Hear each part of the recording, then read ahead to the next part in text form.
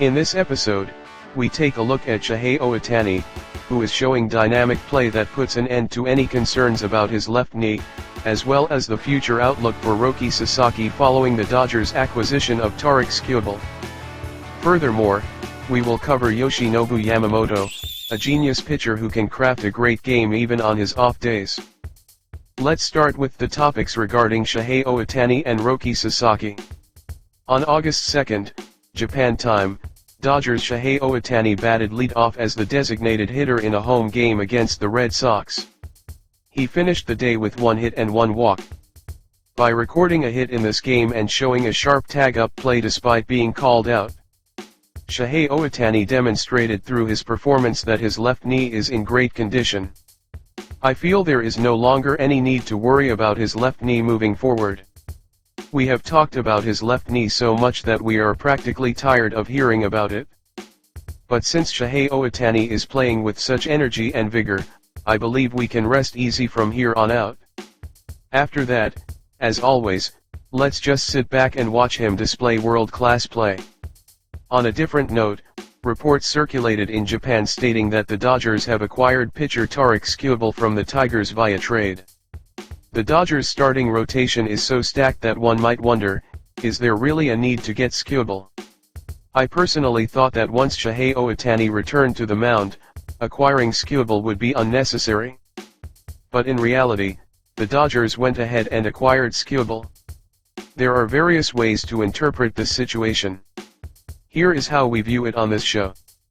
The fact that the Dodgers acquired Shakeup through a trade this time means that, until Shohei Ohtani fully returns to the starting rotation, Roki Sasaki will remain in the starting rotation.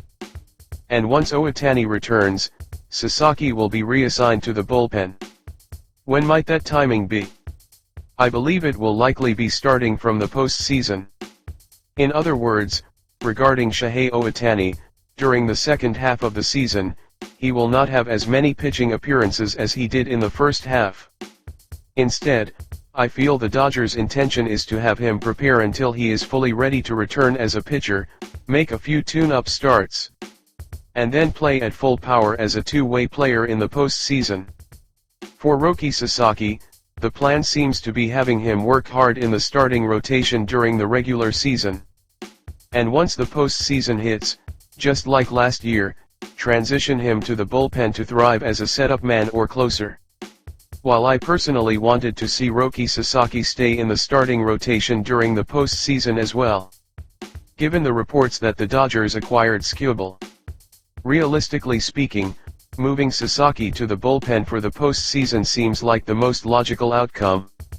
If the team maintains the starting rotation role that Sasaki desires during the regular season, and then transitions him to the bullpen for the postseason, I believe even Sasaki, who strongly wishes to start, can accept this flow. While he has shown remarkable growth recently, he still has many areas to improve. So moving to the bullpen during the postseason seems to be the most realistic scenario. Furthermore, if Shohei Ohtani makes his return as a pitcher, there will be even less room for Roki Sasaki to remain in the postseason starting rotation, since he is still developing and needs much more experience. I hope Sasaki fulfills the role the team requires of him, even if he is reassigned to the bullpen in the postseason. Now that the Dodgers have acquired Shakeup, Shohei Ohtani will likely not rush his return to the mound, and will take his time aiming for his pitching return while continuing to play as a hitter. We might only see Shohei Ohtani's two-way play a few times in the second half of the season, but that is likely due to the Dodgers' strategy to have him unleash 100% of his power in the postseason. While Shohei Ohtani himself surely has a strong desire to return as a two-way player as soon as possible, taking time to prepare his pitching return is a strategic move for the team to ultimately achieve a World Series three-peat. It shows that the Dodgers are expecting Shohei Ohtani to display his true two-way potential in the postseason.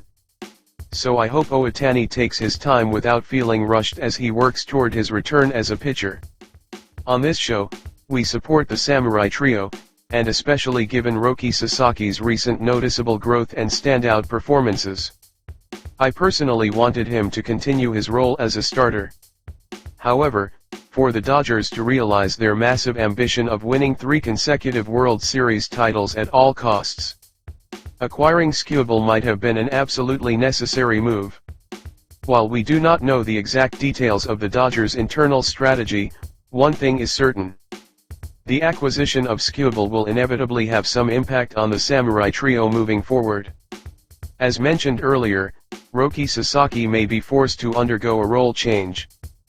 But even if that happens, I hope Sasaki approaches it with a strong mindset to fully execute whatever role he is given.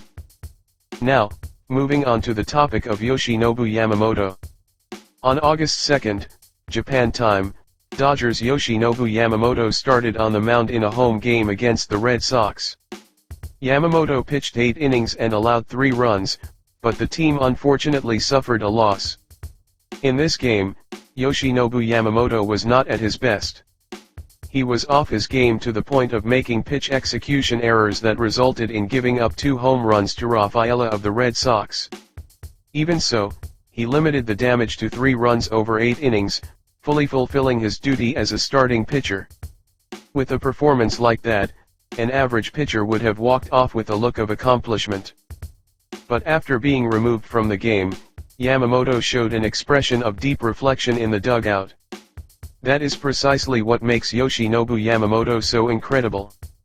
While most would consider pitching 8 innings with 3 runs allowed a success in keeping the team in the game, he was personally not satisfied with it at all. What he strives for is the absolute pinnacle of pitching. Even after throwing 8 innings and allowing just 3 runs, showing dissatisfaction with his own play. Reflecting on it, and striving to apply those lessons to his next start is truly the mark of a genius pitcher. Although he ended up as the losing pitcher in this game, looking at his actual performance, the loss was by no means Yamamoto's fault. The issue lay with the Dodgers lineup, while Yamamoto delivered a fantastic outing as a starting pitcher. Even without his signature splitter working effectively and despite giving up 2 home runs to Rafaela, he did not get emotional and completed 8 full innings, showing the true demeanor of the Dodgers ace. This outing was undoubtedly a very frustrating one for Yamamoto. So let's look forward to seeing him redeem himself in his next start. That is all for today.